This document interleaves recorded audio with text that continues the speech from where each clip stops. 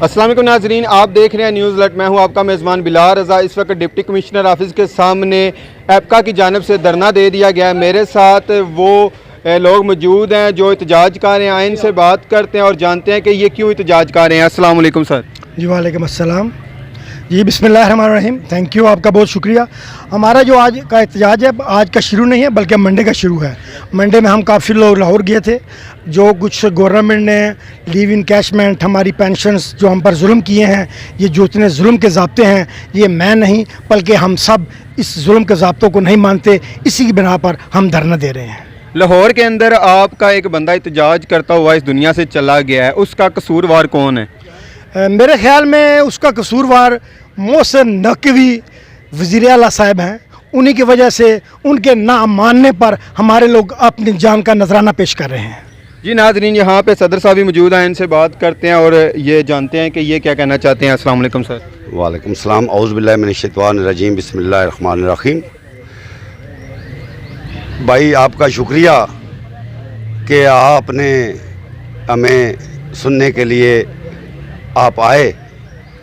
हम सोमवार से लाहौर में एहतजाज में मौजूद हैं। आज चौथा रोज़ जारी है। यकीन माने कि हमारी माएँ, बहनें, बच्चे, बूढ़े हज़ारों लाखों की तादाद में वहाँ मौजूद हैं। और इस पंजाब गवर्नमेंट की इतनी बेहिसी कि कोई भी गवर्नमेंट का नुमाइंदा अभी तक हमारे पास नहीं आया। हमारी हालत, हमारी जो एहतजाज है उसको सुनने के लिए, मुतालबात मानने के लिए।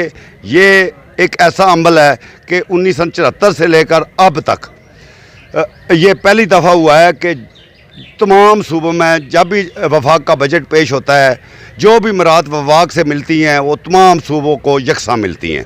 और ये पहली दफ़ा नकवी साहब ने किया है कि पंजाब में जो पेंशन है और उसको 5% किया है और जो है 35% वो पंजाब में इनिशियल बेसिक पे किया है, जबकि तीनों सूबों पे रनिंग बेसिक पे हुआ है। और लीव इनकैशमेंट का आर्डर ये कर ही नहीं सकता, उसको ख़त्म, इसके पास पावर ही नहीं है।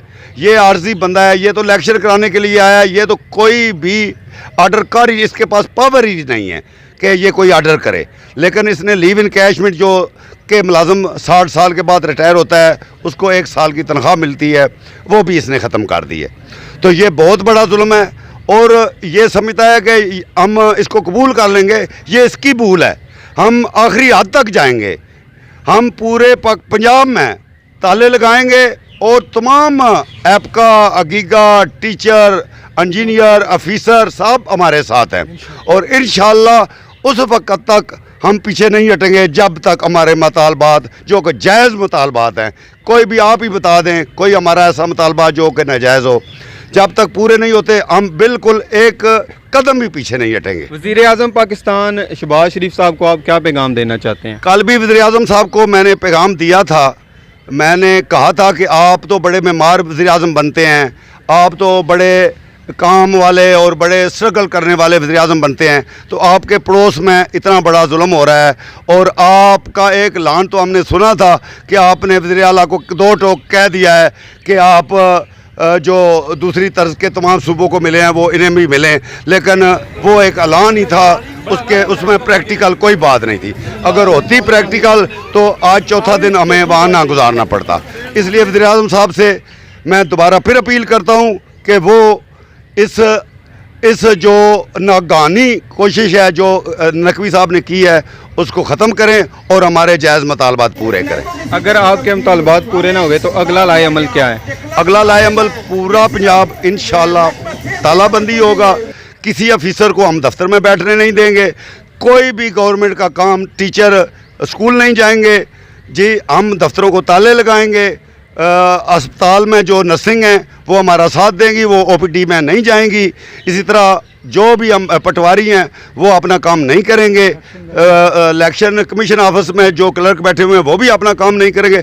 हम पहिया जाम कर देंगे, गवर्नमेंट को हम मजबूर कर देंगे। ये कोई ऐसी बात नहीं है कि हम कबूल कर लें। हमारी 60 साल सर्विस होती है, हमारा बच्चों का ये मुस्तकबिल है। देखें ना, एक बंदा जो 40 साल सर्विस करके रिटायर होता है उसके कितने ख्वाब होते हैं। उसकी बच्चियों की शादी, उसका 2 कमरे का मकान, ये 3-4 चीज़ें ही उस पे ही वो 30-40 साल सर्विस कर जाता है। तनख्वाह तो हमें आपको भी पता है कितनी मिलती है। तो ये तो बहुत बड़ा जुल्म है, ये जुल्म हम किसी सूरत बर्दाश्त नहीं करेंगे। जी सर जी, आप क्या कहना चाहते हैं? औज़ुबिल्लाहिमिनश्शैतानिर्रजीम, बिस्मिल्लाहिर्रहमानिर्रहीम। पहले तो हम मीडिया का बहुत मशकूर हैं कि आप जो है हमारे धरने में तशरीफ़ लाए हैं। बस आपसे यही हमारी गुजारिश है कि हम पिसे हुए लोग हैं, हमारे साथ जुल्म ज़्यादती हो रही है, हमारे बच्चों के साथ ज़्यादती हो रही है, हमारे आने वाली नस्लों के साथ ज़्यादती हो रही है। बस आपसे हमारी यही गुजारिश है कि आप हमें भी थोड़ी सी कवरेज दें, क्योंकि हमारा यही, हम इससे पहले ये डिस्कस कर रहे थे कि हमारे मीडिया वाले भाई कहाँ हैं जो कहते हैं कि हम बिल्कुल आज़ाद हैं, आज़ाद हैं, आज़ाद हैं, तो वो किधर हैं? तो आपके शुक्रगुज़ार हैं कि आप तशरीफ़ लाएँ। जैसे कि मेरे कायदीन ने आपसे बड़ी तफसीली गुफ्तगू की है कि देखें कि वफाक ने कहा है कि 35% जो है ना रनिंग बेसिस पे जो है वो हमारी तनख्वाह बढ़ेगी, और जो पेंशन वाले बेचारे लोग हैं उनकी 17.5%। ठीक है, इसी तरह जो है पेशावर वालों ने इस तरह किया है, उसके बाद बलूचिस्तान वालों ने ऐसे किया, सिंध वालों ने। सिर्फ ये जो पंजाब वाला बंदा है इसने जो है इसको डंडी मारी है, तो हम इसको डंडी मारने नहीं देंगे। आज इसकी पहली मिसाल रावलपिंडी में बनी है। हमारे साथियों ने डिप्टी कमिश्नर साहब को उनके ऑफिस नहीं जाने दिया, कमिश्नर साहब को नहीं जाने दिया। हम भी इंशाल्लाह, अगर हम 1-2 दिन देख रहे हैं कि अगर ऐसा ना हुआ तो हम भी तालाबंदी करेंगे। क्या आप भी जेएलएम के डिप्टी कमिश्नर को उसके दफ्तर नहीं जाने देंगे? हाँ जी, इंशाल्लाह ऐसा ही होगा, ऐसा ही होगा, क्योंकि ये स्टेप बाय स्टेप होगा। हमने यही कहा है कि हम सारे जो अपने हथियार हैं एकदम इस्तेमाल नहीं करेंगे। हम पहले रिक्वेस्ट करेंगे, धरना देंगे, हड़ताल करेंगे, तालाबंदी करेंगे। उसके बाद ये हमारा जो आखिरी स्टेप है वो यही होगा। फिर उससे तो फिर जीना होगा, मरना होगा, फिर जीना होगा, मरना, क्योंकि ये हमारी नस्लों का मसला है। सिर्फ हमारा, आप कह रहे थे कि खुदकुशी होगी, वो क्या चीज़ थी? वो मैं ये कह रहा हूँ कि जो हमारे पठान भाई हैं, खैबर पख्तूनख्वा के भाई हैं, उनको हमारे फ़ोन आ रहे हैं। हम जो इस्लामाबाद में इकट्ठे हुए थे, उसके बाद हम जो पंजाब में इकट्ठे हुए थे, वो कह रहे थे कि जब तक हम पठान है ना हमारी कोई सुनवाई नहीं हुई। जब से हम खुद कुछ बने हैं तो फिर हमारा जो है ना कुछ मसला हल हुआ है, फिर किसी ने सुना है हमारा। इसलिए जब तक हम इंतहाई कदम नहीं लेंगे ये लोग नहीं मारेंगे। ये देखें, आप 3 माह के लिए तशरीफ़ लाए हैं मोहसिन साहब, और उन्होंने कराना कुछ और था तो कार कुछ हो रहे हैं। ये अब सोचना पड़ेगा हमारा कि ये क्यों ऐसे किया है, कि इसके पीछे कौन सी कुव्वतें हैं जो हमारी नस्लों को ख़राब कर रहे हैं। तो यही हमारी गुजारिश है। जी नाज़रीन, जैसा कि आपने इनकी मुकम्मल बात सुनी है कि इन्होंने कहा कि अगर हमारे मुताबिक हमारे मुतालबात ना पूरे किए गए तो हम डिप्टी कमिश्नर जेएलएम के दफ्तर को भी ताला लगाएंगे। इसी के साथ अपने मेज़बान बिलाल रज़ा को दे इजाज़त। मिलते हैं नेक्स्ट प्रोग्राम में। अल्लाह हाफिज़।